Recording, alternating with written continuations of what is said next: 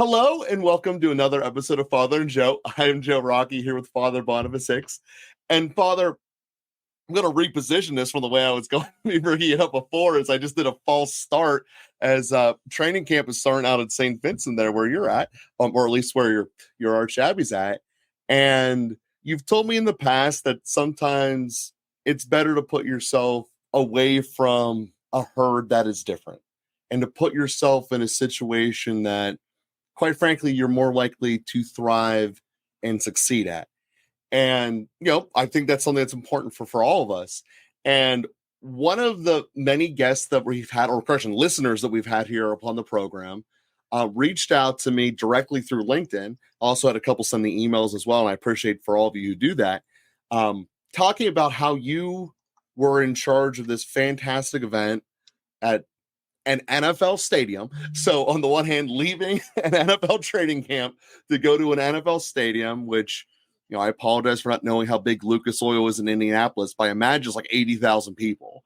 And to not just have like a message of peace or message of, kindness or whatever virtue we're talking about, but to actually bring the Eucharist to a massive crowd like that, just is absolutely phenomenal. And I'm sure that I am even failing to capture the enormity of what that event was, just from all different angles, yourself personally, from what it means from just a Catholic perspective, getting this many people together for the purpose of Eucharistic adoration. So, Father, with that being said, I want to give you the floor and just kind of let us know how that was and the meaning there behind it.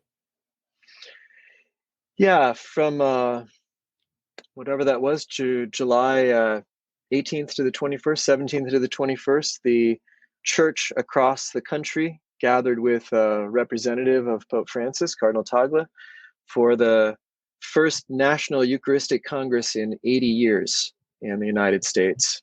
And we gathered in Indianapolis. The main events took place in Lucas Oil Stadium, which holds, I think, 70,000. Although we were on the floor, the back of the stadium was not accessible because it was behind the stage.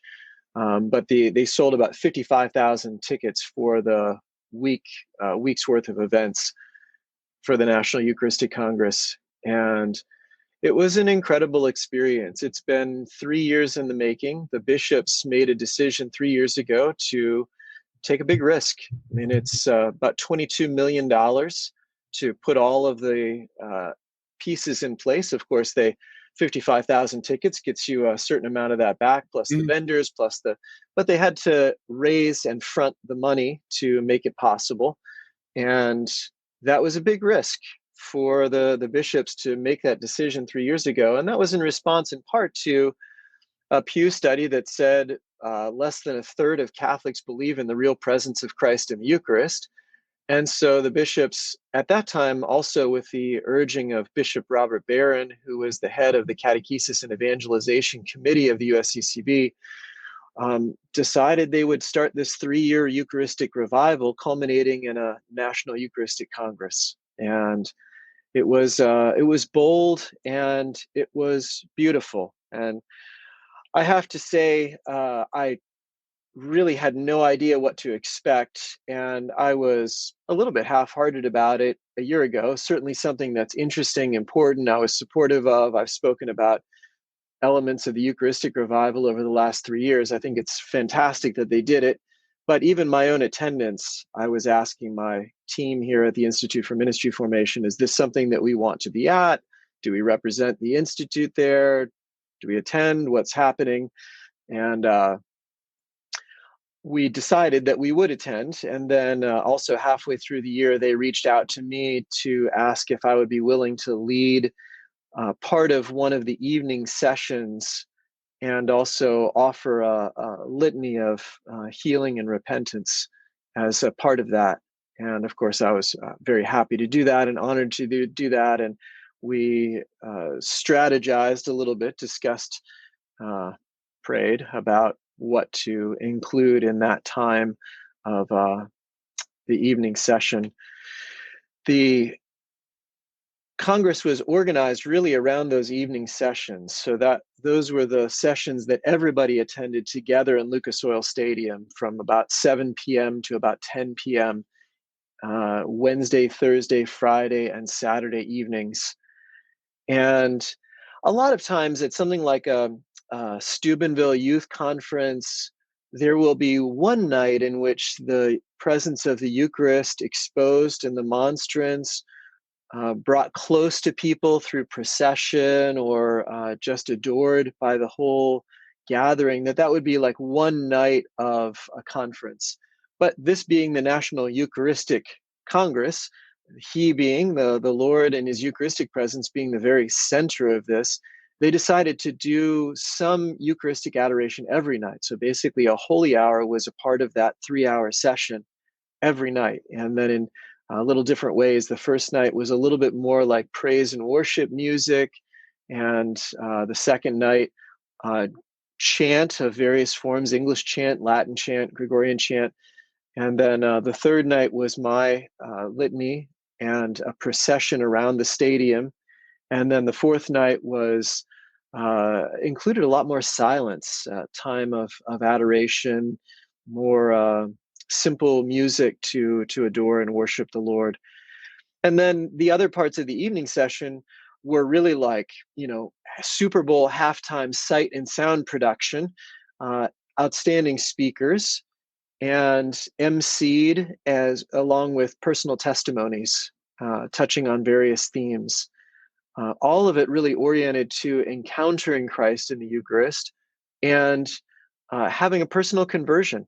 So it was not an intellectual exercise. It wasn't simply information. This is what we believe. This is what we're doing. But it was really directed at personal transformation, and so powerful for that reason. So the rest of the days consisted of quite a few different masses being celebrated in different places. There was certainly a kind of main mass at 8:30 in the morning in the stadium, but then also at different points in the day, a Vietnamese mass, a Spanish mass, traditional Latin mass at one of the parishes nearby. Also, they had a Syro-Malabar mass, so an Eastern Rite mass or divine liturgy, and those certainly participation in the Eucharist was a key element. And then there were various tracks, a kind of youth track, a clergy track, a encounter track, a revival track for kind of church workers. There was a Spanish track. And those were the morning sessions, 10:45 to 12:15 every morning. They had those different tracks in different locations.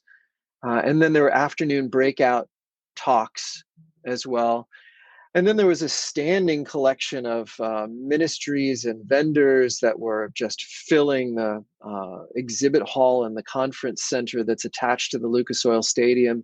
And just an incredible number of things happening. Those 55,000 people had a lot of options for things to do, and things were filled up in advance. But again, the evening sessions were the principal gathering points every day.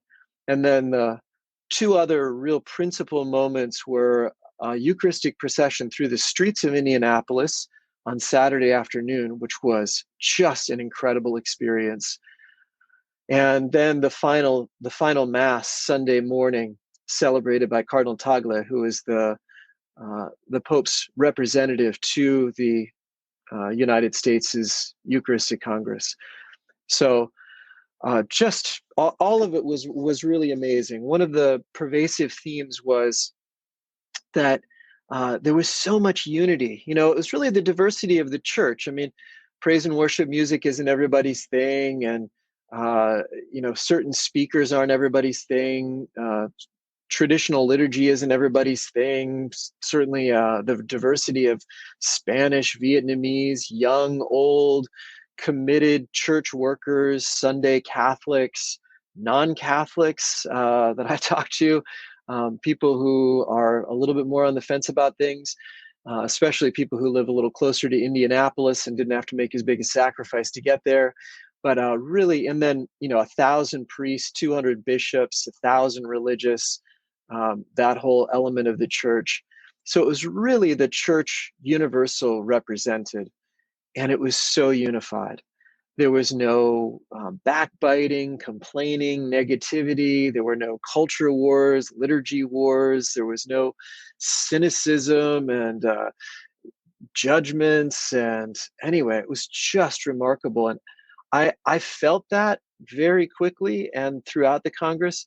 And then I kept hearing that from everybody else as well. And I think it was such an important moment for the church in our country to have this time to come together and just the sacrament of unity was unifying. Really placing Jesus Christ in the center of everything was profoundly unifying for us. And so that was a lot of stuff. I'm happy to talk more specifically about my contribution and my experience, or any of those things that you want to explore a little more deeply. Well, I want to explore what could potentially be the calling through the cynic's answer to this. You started by saying the reason this event happened is roughly a third of Catholics do not believe that the Eucharist is Christ, that the Eucharist is the body, divinity, and soul of Jesus. And the cynic is going to say, all right, well, 55,000 people ain't even close to putting a dent in that. But gets to the calling of us is saying that part of the reason people don't know or believe that is exposure. I mean, that's just a simple fact. I do a lot of different things in my life. I've never been exposed to, I don't know, deep sea scuba diving. I have no idea what it's like. So how can I have a connection to being down in a coral reef and appreciate it the same way as people who are off the coast of Sydney, looking at it regularly? So I look at this as to say the calling of what I'd imagine those people who were there and those who are then getting the first messages from them is to then how do we reignite ourselves? And then how do we then continue the conversation to those around us? Was that part of the conversation of the unification that you guys brought on? Am I completely off base in what the end ripple effect goal is of having such a rare event that happens only 80 years? Or is that kind of me cutting the corner on what you wanted to talk about? And I apologize if I did. Well, how many people read the New York Times? No idea. I don't. Well, more than 50,000, I'm sure. So, yeah. So there was a full feature article in the Sunday Times about the Eucharistic Congress that presented quite beautifully what the origins of it were and what the impact of it was, and with testimonies and some beautiful images. So in all of the Catholic press, featured every evening on EWTN, the number of people following the live stream, I would say is more in the millions category than in the 50,000 category. Sure. Because when you create an event of that size, then you generate a lot of interest. The first time in 80 years catches people's attention. 30,000 people going through the streets of Indianapolis and enthroning Jesus on the monument in the center of Indianapolis where people worshipped and adored him also has a way of catching people's attention. But then also at the conclusion of the conference, there was a very intentional sending into mission. And it was said a number of times, there are 70 million Catholics in the United States. If everybody shares the faith with one person, then that's more than half the country, I think, is Catholic or close to it at that point. So the intentional sending to mission to share what has been experienced and received was certainly a part of it. And then this was also the culmination of a 3-year initiative. So signs are already from surveys that have gone out that there is a doubling of the percentage of Catholics who are believing in the real presence already before the Congress. So the Congress itself is a culminating activity. You kind of need events to have something to build towards. And so that's, I think, a critical part of it. And then a lot of media, again, sharing it. So basically all of the talks and different parts of the events have been broken out into individual pieces. And I have no idea what the viewership is, but I'd say it's pretty significant just from anecdotal experience of the number of people following different elements of it. So, and then at the end of the day, it's just worth doing because we worship him and he's worthy of our worship. He's worthy of the effort and investment, the organization and commitment and sacrifice.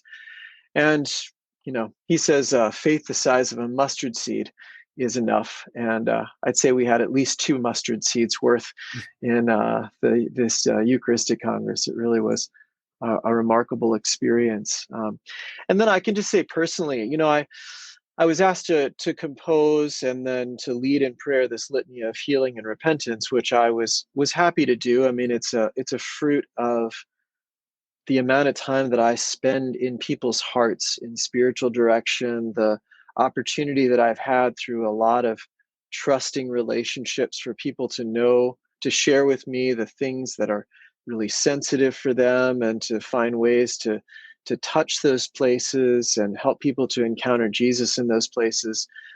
I compose the litany through discussion and reflection, and then really a time of prayer, and got a little bit of feedback on it, and as I had requested from some people. And but I really was skeptical about how much you can lead 50,000 people in prayer in a stadium. These are really vulnerable places in the heart. Vulnerability requires safety. Safety is the last word that comes to mind when you're sitting with 50,000 people in a stadium. So I thought, well, maybe, whatever. It's worth doing. It's worth composing. Maybe people will pray it after the fact, maybe whatever. Not that I don't believe in the power of the Holy Spirit to do whatever he wants, but anyway, grace builds on nature and the Lord respects our nature. And so I just thought, okay, well, we'll see. Well, really, to the credit of the organizers, I had a chance to talk to the sight and sound production guy, which was remarkable. He actually worked quite a bit in the Protestant world, but he made some really intentional shifts for the Catholic experience of the Eucharist. He took the images of the Eucharist off the screen, for example, so that people weren't just staring at the screen, but actually looking at the Eucharist. They turned all the lights off in the stadium except on the Eucharist. They literally focused all of the lights in the stadium on the altar, the Eucharist. 6 gold candlestands and a huge gold monstrance were just magnificent in the center, and it drew everybody's attention. And it also created an atmosphere of safety, because the lights going out, if you can tolerate that, that can create a little bit of feeling of danger at first, but it has a way of, if you can handle that, then your neighbor disappears. And it really drew people into an intimate encounter. And the testimonies that I've received from the way that people's lives were transformed through that time of prayer is just amazing. I mean, people healed of crippling depression, people encountering the Lord for the most powerful way they ever have in their lives, people encountering him really for the first time personally, people being able to bring their pain and depression to the Lord for the first time, people struck by the asking forgiveness for suppressing righteous anger, that this is something we shouldn't be suppressing, people feeling validated in their feelings and their pains and their hopes. Just amazing fruitfulness from that time of prayer. And then the procession around the stadium was so powerful, to see the Lord on the move. And even though people are up in stands, but seeing people who were close, who reached out, who were visibly moved by the presence of Jesus, and seeing his movement towards them was just amazing. It's really a really remarkable experience. And I'm just talking about that one session that I was privileged to lead throughout the Congress. So many beautiful experiences for people like that. So, well, first of all, I appreciate whenever you answer a question I haven't even asked yet. So that's always awesome. But one of the things that was incredibly common, I guess, over the last 5 years or whatever, was the notion of finding a safe place. And I think that looking at the culmination, listening to what you've just described here, is that Jesus is that answer. And the other part you hit upon was there are many different ways of going about it. As you said, there is no one answer, but it's all unifying in that there was a night of chants that were different, even kinds of chants, different languages involved. There was a night of intentional stimulus deprivation, with the exception of the Eucharist, which is what you just described, and all these other different modes in between. But they kept drawing back to the same solution. The solution being that Jesus is the answer. I'm sure you said, Jesus, I trust in you at some point, or at least someone on that stage did. And whatever your personal way of going about there is that having the trust, that there is an element of trust of having all the lights go out. But there's also a giant element of feeling at the same time, even though I'm not as centrally atoned by being able to see the people behind me, in front of me, whatever, I can feel their presence and they are all going with me in this journey.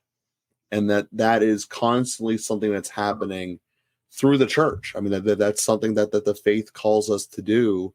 And the foundation of the church is that Christ did the resurrection, that the Eucharist is real. I mean, that is the basis of all of this, right? Unless I missed something very important along the way. And I just find that so important. So we thank everyone out there who listened to this episode today to help, re-encourage, revitalize it. And Father, do you know of any links where people can go to watch any portion of this, to go and get connected with? Maybe they weren't able to be there. Maybe they can go back and watch a replay of it or something of that nature. Well, I can certainly direct you to my own litany, and we included the video of that time of prayer. So imf.stvincentseminary.edu/litany, LITANY. And then I think if you just search on YouTube for National Eucharistic Congress, it's clear. You'll see from the video on that litany page the logo that they're using, and I think all of the pieces are broken out now to be able to view. Perfect. And we will include some of those links here in the description of this video. So we thank everyone for watching. And as Father said, if you just share it with one person, the faith will grow rapidly and quickly. So don't be afraid to do that. And if we here, Father and Joe, can be one of the olive branches you use in sharing, we're more than happy to do so. So we thank you for being with you, and we will be with you again next week.